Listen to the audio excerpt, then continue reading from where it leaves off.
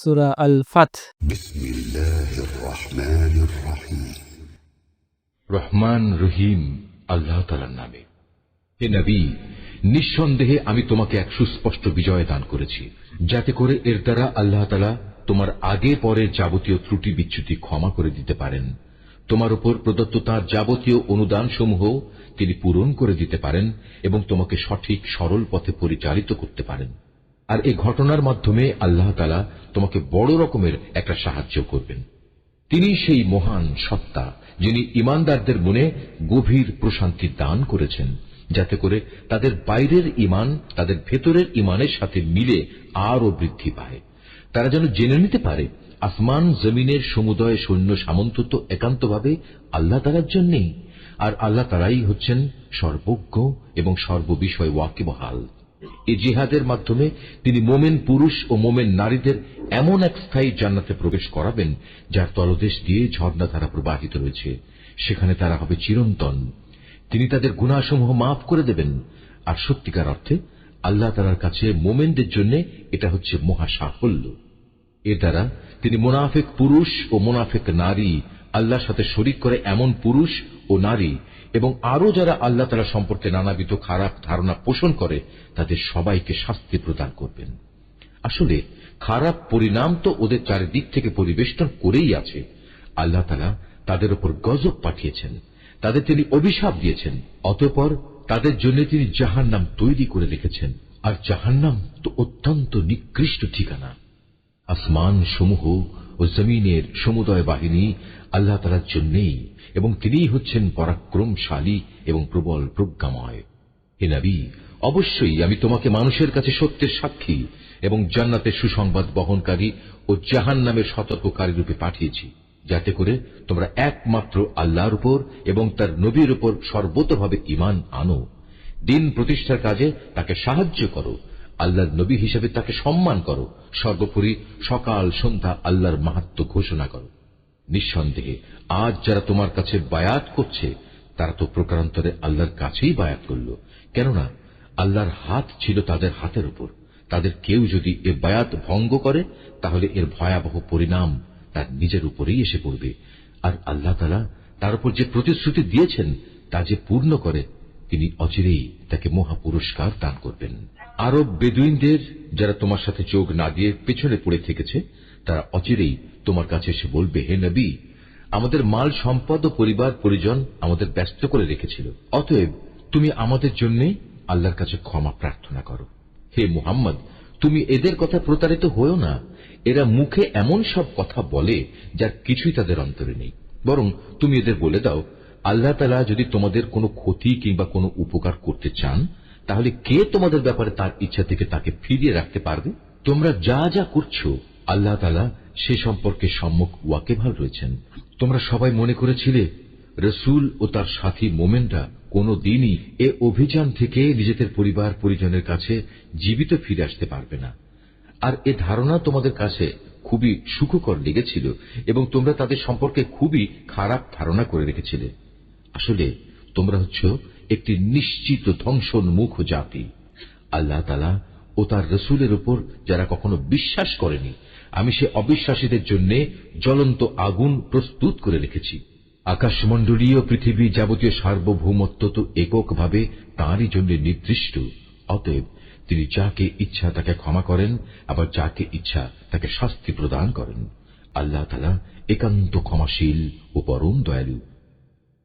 অতঃপর যখন তোমরা যুদ্ধলব্ধ সম্পদ হাসিল করতে যাবে, তখন পেছনে পড়ে থাকা এই লোকগুলো এসে অবশ্যই তোমাকে বলবে, আমাদেরও তোমাদের সাথে যেতে দাও। এভাবে তারা আল্লাহর ফরমানই বদলে দিতে চায়। তুমি বলে দাও, তোমরা কিছুতেই এখন আমাদের সাথে চলতে পারবে না। আল্লাহ তাআলা তো আগেই তোমাদের ব্যাপারে এমন ঘোষণা দিয়ে রেখেছেন। এ কথা শুনে তারা সাথে সাথে বলে উঠবে, তোমরা আমাদের প্রতি বিদ্বেষ পোষণ করছো। কিন্তু এই লোকগুলো আসলে বোঝেই নিতান্ত কম।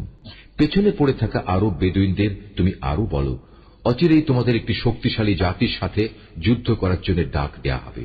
তোমরা তাদের সাথে যুদ্ধ করবে অথবা তারা আত্মসমর্পণ করবে। তোমরা যদি এই নির্দেশ মেনে চলো, তাহলে আল্লাহ তাআলা তোমাদের উত্তম পুরস্কার দান করবেন।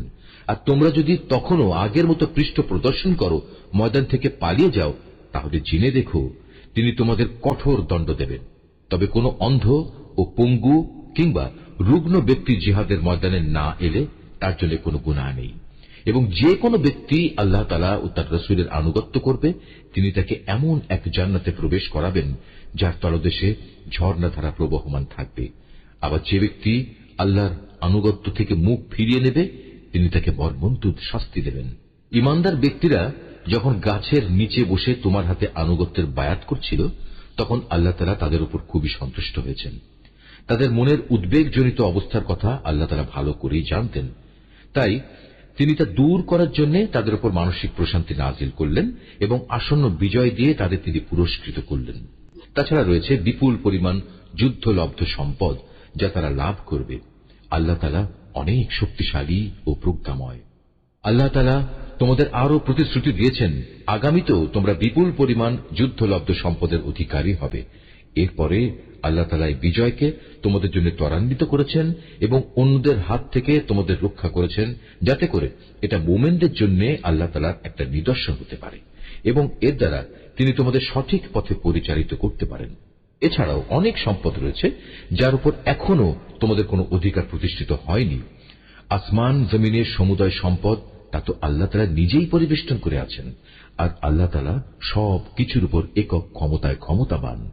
সেদিন যদি কাফেররা তোমাদের সাথে সম্মুখ সমরে এগিয়ে আসত তাহলে তারা পৃষ্ঠ প্রদর্শন করে ময়দান থেকে পালিয়ে যেত, অতঃপর তারা কোনো সাহায্যকারী ও বন্ধু পেত না।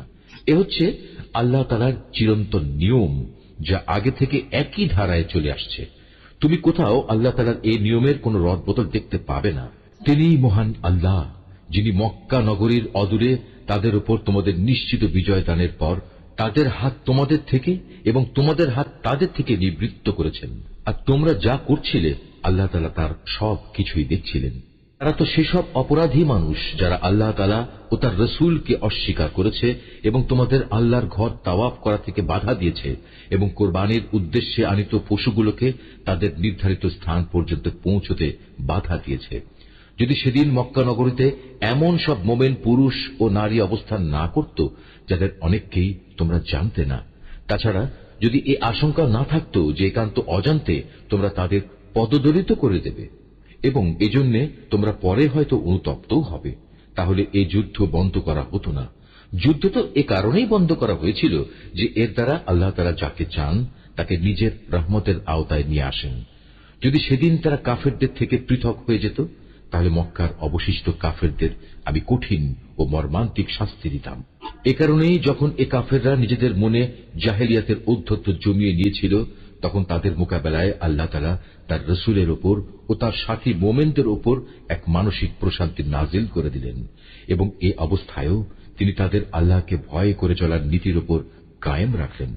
মূলত তারাই ছিল আল্লাহর পক্ষ থেকে প্রশান্তি পাওয়ার অধিকতর যোগ্য ব্যক্তি। আল্লাহ তাআলা সব কিছুর ব্যাপারে যথার্থ জ্ঞান রাখেন। অবশ্যই আল্লাহ তাআলা রাসূলের স্বপ্ন সত্যে পরিণত করে দেখিয়েছেন। রাসূল স্বপ্নে দেখেছিল একদিন অবশ্যই তোমরা আল্লাহ তাআলার ইচ্ছায় নিরাপদে মসজিদুল হারামে প্রবেশ করবে। তোমাদের কেউ তখন মাথা মুন্ডন করা অবস্থায়, আবার কেউ মাথা চুল কাটা অবস্থায় থাকবে। তোমাদের মনে তখন আর কোন রকম ভয় ভীতি থাকবে না।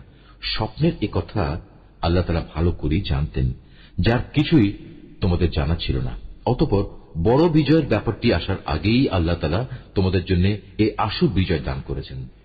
তিনিই হচ্ছেন সেই মহান সত্তা যিনি তার রাসূলকে যথার্থ পথ নির্দেশ ও সঠিক জীবন বিধান দিয়ে পাঠিয়েছেন, যাতে করে আল্লাহর রাসূল দুনিয়ার অন্য সব বিধানের উপর একে বিজয় করে দিতে পারে। সত্যের পক্ষে সাক্ষ্য দেওয়ার জন্য আল্লাহ তাআলাই যথেষ্ট। মুহাম্মদ আল্লাহ তাআলার রাসূল। অন্য যেসব লোক তার কাছে আছে তারা নীতির প্রশ্নে কাফেরদের প্রতি অত্যন্ত কঠোর, আবার তারা নিজেদের মধ্যে একান্ত সহানুভূতিশীল। তুমি যখনই তাদের দেখবে তারা রুকু ও সাজদাবনত অবস্থায় রয়েছে, আল্লাহর অনুগ্রহ ও তার সন্তুষ্টি কামনা করছে। তাদের বাহ্যিক চেহারায়ও এই আনুগত্য ও সাজদার চিহ্ন রয়েছে।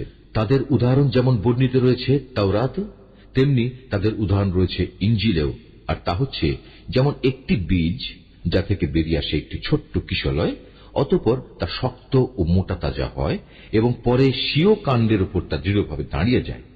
চারাগাছটির অবস্থা তখন চাষির মনকে খুশিতে উৎফুল্ল করে তোলে।